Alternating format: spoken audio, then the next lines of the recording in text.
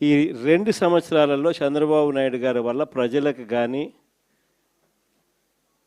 అక్క చెల్లెమ్మలకు కానీ, మరీ ముఖ్యంగా ప్రజల్లో ఉన్న అక్క చెల్లెమ్మలకు కానీ, ప్రజల్లో భాగంగా ఉన్న రైతన్నలకు కానీ, ప్రజల్లో భాగంగా ఉన్న మరీ ముఖ్యంగా యువతకు కానీ, ఏ ఒక్క సెక్షన్కైనా కూడా కనీసం ఒక్క మంచన్నా జరిగిందా అని చెప్పి నేను అడుగుతా ఉన్నాను ఈరోజు. ఎందుకనంటే చంద్రబాబు నాయుడు గారు అధికారంలోకి వచ్చిన తర్వాత జరిగింది ఏమిటి అని చెప్పి ఒక్కసారి మనం వెనక్కి వెళ్ళి బేరీజు వేసుకుంటే జరిగింది ఏమిటి అని అంటే, ఇంతకుముందు మన ప్రభుత్వంలో ఉన్న పథకాలన్నీ కూడా రద్దయిపోయిన పరిస్థితి ఈరోజు కనిపిస్తూ ఉంది. ఇంతకుముందు ఒక మాట అంటే ఒక మాట మీద నిలబడే నాయకత్వం ఉండేది. ఒక మేనిఫెస్టో అంటే ఒక మేనిఫెస్టోలో చెప్పింది అది ఒక భగవద్గీతగా భావించి, ఒక బైబిల్గా భావించి, ఒక ఖురాన్గా భావించి చెప్పిన ప్రతి మాట కూడా ప్రజలకు మనం మాటిచ్చాం, ఖచ్చితంగా చేయాల్సిన ధర్మం మన మీద ఉంది అని చెప్పి భావించే ఒక నాయకత్వం ఉండేది. ఒక మాట, ఒక పాలకుడు నోట్లో నుంచి ఒక మాట వస్తే ఆ మాట ఖచ్చితంగా నిలబెట్టుకోవాలని తపన, తాపత్రయం పాలనలో కనిపించేది. అలాంటి మన పాలన నుంచి క్రమం తప్పకుండా ప్రతి నెల కోవిడ్ లాంటి సమస్యలు ఎన్ని ఎదురైనా కూడా ఏ రోజు కూడా మనం మన సమస్యలను చెప్పి ప్రజలకు ఇది ఎగరగొట్టాలని చెప్పి ఏ రోజు ఆలోచన జరగల మన ప్రభుత్వ హయాంలో. ప్రతి హామీని కూడా ప్రభుత్వంగా మనకున్న సమస్యల కన్నా కూడా ప్రజలకు చేయాల్సిన మంచి ఇంకా చాలా అవసరము, వాళ్ళకున్న సమస్యలు ప్రభుత్వం సమస్యల కన్నా చాలా ఇంకా ఎక్కువగా సమస్యలు పడేది వాళ్ళే అని చెప్పి భావించి ఎన్ని సమస్యలున్నా కూడా ముఖాన ఏ రోజు కూడా చిరునవ్వే తప్ప ఏ రోజు కూడా ఇది చెయ్యలేము అన్న మాట నోట్లో నుంచి ఏ రోజు రానిలేదు. చిక్కటి చిరునవ్వుతోనే ఎన్ని సమస్యలున్నా కూడా ప్రజలకు చెప్పిన ప్రతి మాట కూడా చేయగలిగాము అని చెప్పి కూడా ఈరోజు కూడా సగర్వంగా తలెత్తుకుని చెప్పుకునే ప్రభుత్వం మనది. కానీ చంద్రబాబు నాయుడు గారు వచ్చిన తర్వాత ఈ 2 ఏళ్లలో గమనించింది ఏమిటి అని అంటే, మన పథకాలన్నీ ఓవైపున రద్దు చేసేసినాడు, మరోవైపున ఆయన చెప్పిన సూపర్ 6లని, సూపర్ 7లని ఏదైతే ప్రజలకు మభ్యపెడుతూ మోసం చేస్తూ చెప్పినాడో అవన్నీ కూడా ఈరోజు అబద్ధాలుగా తేలిపోయి ఉన్న పరిస్థితులు ఈరోజు మన కళ్ళ ఎదుటే కనిపిస్తూ ఉన్నాయి. సూపర్ 6 అన్నాడు, సూపర్ 7 అన్నాడు. ఎన్నికలప్పుడు అయితే మామూలుగా మాట్లాడాల. వాళ్ళు చేసిన ప్రచారాలు అయితేనేమి, వాళ్ళు ఇచ్చిన అడ్వర్టైజ్మెంట్లు అయితేనేమి, వాళ్ళు ఇచ్చిన టీవీలో యాడ్లు అయితేనేమి, ఇంటింటికి వెళ్ళి బాండ్ల రూపంలో ఇదిగోమ్మ చంద్రబాబు నాయుడు సంతకం పెట్టినాడు, ఇదిగోమ్మ పవన్ కళ్యాణ్ సంతకం పెట్టినాడు, ఇదిగోమ్మ ఇద్దరు కలిసి సంతకాలు పెట్టించిన బాండ్ డాక్యుమెంటు. మీ ఇంట్లో ఎంతమంది పిల్లలు ఉన్నారా, మీ ఇంట్లో ఎంతమంది మహిళలు ఉన్నారా, మీ ఇంట్లో ఎంతమంది రైతులు ఉన్నారా, అందరికీ కూడా ఇదిగోమ్మ మీకు ఇంతింత రావాలి, ఇంతింత రావాలి, ఇంతింత రావాలి, ఇదిగో బాండు అని చెప్పి ఏకంగా ప్రతి ఇంటికి వెళ్ళి కూడా వీళ్ళు ఇచ్చిన బాండ్లు. సూపర్ 6 అని, సూపర్ 7 అని వీళ్ళు చేసిన మోసాలు ఇట్లా కూడా కాదు. నిజంగా కూడా మనం ఎవరం కూడా ఈ స్థాయిలో ఒక మనిషి అబద్ధాలు ఆడగలుగుతాడా, ఈ స్థాయిలో ఒక మనిషి మోసం చేయగలుగుతాడా అని ఎప్పుడూ కూడా బహుశా ఊహకు కూడా అందవు.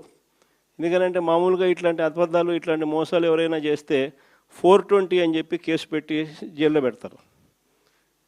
కానీ ఒక్క చంద్రబాబు నాయుడు గారు ఆయన కూటమిలో మాత్రమే అలా కేసులు పెట్టించుకోకుండా బయట ఉండగలుగుతారు. మన కళ్ళ ఎదుటే కనిపిస్తూ ఉన్న వాస్తవమైన స్వరూపం ఈరోజు రాష్ట్రంలో ఇది. ప్రతి చోట విపరీతమైన కరప్షన్, విచ్చలవిడి కరప్షన్ జరుగుతూ ఉంది. ఏ స్థాయిలో కరప్షన్ జరుగుతూ ఉంది అని అంటే అసలు రాజ్యం ఉంది, అసలు ఎవరైనా పాలకులు ఉన్నారా అని మనకే అర్థం కాని పరిస్థితిలో అసలు ఎవరు పాలన సాగుతూ ఉంది. గవర్నమెంట్కి రావాల్సిన ఆదాయం గవర్నమెంట్కి రావడంలా, అందుకనే గవర్నమెంట్కి రావాల్సిన ఆదాయాలు తగ్గుతూ ఉన్నాయి. ఆదాయం అంతా ఎవరు జోబులు లేకపోతా ఉంది అని అంటే పక్కన చంద్రబాబు నాయుడు దగ్గర నుంచి మొదలెడితే ఆయనకింత, నీకింత, నాకింత, నాకింత, నాకింత, నాకింత అని కింద వరకు దోచుకో, పంచుకో, తినుకో. మాజీ ముఖ్యమంత్రి వైఎస్ జగన్మోహన్ రెడ్డి గారు అంటారు, ఏపీ జంగిల్ రాజ్యం అయిపోయింది, ఎలాంటి కంట్రోల్ లేదు, విచ్చలవిడితనం పెరిగిపోయింది. మరోవైపు రాజకీయ కక్షలు, తప్పుడు కేసులు, తప్పుడు సాక్ష్యాలు పెట్టి వ్యవస్థలన్నీ నిర్వీర్యం చేశారు అని అంటున్నారు. ఈరోజు నేను మీ అందరికీ ఒకటి గుర్తు చేస్తున్నాను. మహిళల రక్షణపై మాజీ ముఖ్యమంత్రి వర్యులు జగన్ రెడ్డి గారు మాట్లాడటం చాలా సిగ్గుతనం అనిపిస్తుంది.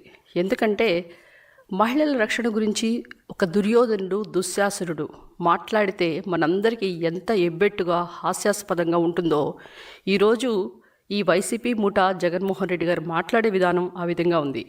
ఎందుకంటే మీరు ఒకసారి ఫ్లాష్ బ్యాక్ వెళ్ళండి, మీ యొక్క ప్రభుత్వంలో ఎలాంటి ఘనకార్యాలు చేశారో. ఎంపీ, అలనాటి మాజీ ఎంపీ గోరంట్ల మాధవ్ గారు అశ్లీల దృశ్యాలన్నీ కూడా వైరల్ అయిపోయి ఆయన మరి చూపించరాని విషయాలన్నీ బట్టబయలు చేస్తూ మరి జనాలందరూ కూడా అది చూడలేక చెవులు మూసుకొని కళ్ళు మూసుకునే పరిస్థితి. అలాంటి వ్యక్తిని గురించి మరి వరదు కళ్యాణి, రోజారెడ్డి గారు, మరి జగన్మోహన్ రెడ్డి గారు ఆ రోజు ఏం మాట్లాడారు? వాళ్ళ నోళ్ళు ఎందుకు మూగపోయినాయి? వాళ్ళు దీని గురించి ఎందుకు క్వశ్చనించలేదు అలనాటి ప్రభుత్వాన్ని? మరి క్వశ్చనించకపోయారు. కనీసం ఆ వ్యక్తిని సస్పెండ్ చేశారా? చేయలేదు. ఇక మీరు మాట్లాడతారు ఈ కూటమి ప్రభుత్వం అంటే కామ కూటమి అని. మరి సత్యవేడు ఎమ్మెల్యే కోనేటి ఆదిమూలన్ మీద ఆరోపణలు వస్తే ఎన్డీఏ కూటమి ఇమ్మీడియట్గా ఆయన్ని పార్టీ నుంచి సస్పెండ్ చేసిందా లేదా? మీరు పేపర్లు చదువుతున్నారా, చూస్తున్నారా? మరి మీరు ఇప్పుడు మాట్లాడుతున్నారు కోడుమూరు ఎమ్మెల్యే, ఆయన ఒక గ్రామ సచివాలయంలో ఉన్న ఒక వీణా అనే ఒక లేడీని ఏదో అశ్లీలంగా ఆమెను ప్రెగ్నెంట్ చేశాడు, అబార్షన్స్ అయినాయి అని రకరకాలుగా ఆమె వచ్చి మీడియా ముందు మాట్లాడటం. మరి అవతల వాళ్ళు వచ్చి ఇవి ఫేక్, ఆమె బ్లాక్మెయిలర్ అని వాళ్ళు చెప్పడం, ఇదంతా చూసి కూడా జనసేన పార్టీ ఇమ్మీడియట్గా ఆయన్ని పార్టీ కార్యకలాపాల నుంచి దూరం పెట్టిందా లేదా? ఆయన యాక్టివ్గా పాల్గొంటున్నాడా? ఎందుకంటే ఏదైనా ఒక విషయం మన దగ్గరకు వస్తే ఇమ్మీడియట్గా మీలాగా టకా డెసిషన్స్ ఎప్పుడు తీసుకోకూడదు. అదే మీరు చేసిన తప్పు. అందుకే మీకు 11 సీట్లు వచ్చినాయి. ఎందుకంటే ఒక విషయం మన దగ్గరకు వస్తే దానికి నిజ నిర్ధారణ కమిటీ ఉంటుంది. అది ఎవరు నిజమో ఎవరిది అబద్ధమో తేల్చుకోవాలి. ఎందుకంటే వీణా అనే అమ్మాయి పేరు మీద కూడా 2 పోలీస్ కేసులు నేను కూడా చెప్తున్నారు. సో ఏది నిర్ధారించకుండా ఇమ్మీడియట్ డెసిషన్స్ ఎప్పుడు తీసుకోకూడదు. కనుక ఈ విషయాన్ని జనసేన పార్టీ పరిశీలిస్తుంది. ఇక మీరు చెప్తారు, ఇక నిండు శాసనసభలో అలనాటి ఎమ్మెల్యేసు స్వయాన ఎన్టీఆర్ గారి సుపుత్రిక నారా భువనేశ్వర్ గారి మీద ఎలాంటి అవాకులు చవాకులు పేలారో, మరి లోకేష్ గారి గురించి ఏ విధంగా మీరు మాట్లాడారో, ఆ మాటలన్నీ వింటూ మీరు ఏ విధంగా నిండు సభలో దాన్ని ఖండించకపోగా ఎలాంటి రాక్షసానందం పొందారో మీరు జగన్మోహన్ రెడ్డి గారు ఒక్కసారి గుర్తు చేసుకోండి. ఎందుకంటే ఎప్పుడు మీరు ఎదుట వాళ్ళనే పాయింట్అవుట్ చేస్తారు, మీ గురించి ఎప్పుడు చూడరు. మీరు గమనిస్తే అంతెందుకండి, మీ పాలనలోనే గంట అరగంట మాజీ మంత్రులు వాళ్ళని మీరేం చేశారు? కనీసం వాళ్ళు ఏమైనా సస్పెండ్ చేశారా? మంత్రి పదవులు ఏమైనా తీసేశారా? ఏం చేయరు. వాళ్ళనే వెనకేసుకొని మరి సంక్రాంతి సంబరాల్లో మరి అంబటి రాంబాబు గారు ఏ విధంగా గంతులేశారో చిందులేశారో మీరు అన్నీ చూశారు. వాళ్ళని మీరు ఖండించే ధైర్యం మీకుందా? ఉండదు. ఎందుకంటే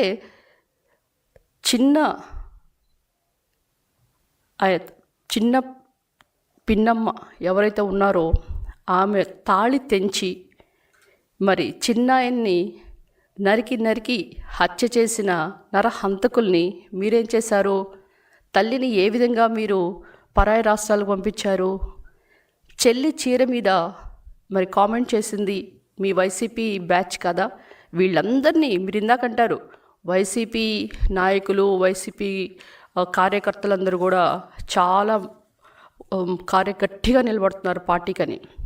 గట్టిగా నిలబడటం అంటే ఇంత మహిళని స్క్రోల్ చేయటము, మహిళని హింసించడం, అసభ్య పదజాలాలు వాడటం. మీరు చేసిన పనికి అలనాటి ప్రభుత్వం ఉన్న ఉండవల్లి శ్రీదేవి అనే ఎక్స్ఎమ్మెల్యే ఇప్పుడు ఆమె బయటికి రావటం మీరు కూడా గమనించుంటారు.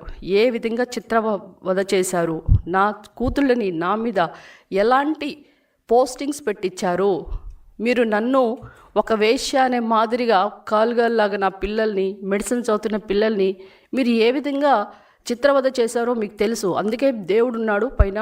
ఎప్పుడు కూడా మనం రాజకీయాల్లో మనమే పై చేయి అనుకోవటం చాలా తప్పు. ఎందుకంటే మీరు ఎప్పుడు కూడా ఏది నిజం తెలుసుకోకుండా ఇమ్మీడియట్ యాక్షన్స్ తీసుకోవటం అనేది ఒక డిక్టేటర్ లాగా. ఎందుకంటే డిక్టేటర్షిప్ అనేది ఎప్పుడూ ఉండదు.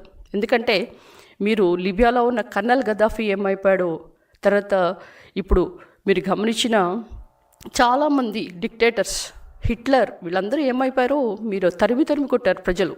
ఆ విధంగానే ఇప్పుడు మీరు అంటున్నారు ఆంధ్ర రాష్ట్ర ప్రజలు ఎన్డీఏ కూటమిని ఫుట్బాల్ తన్నినట్లు తంతారు అని.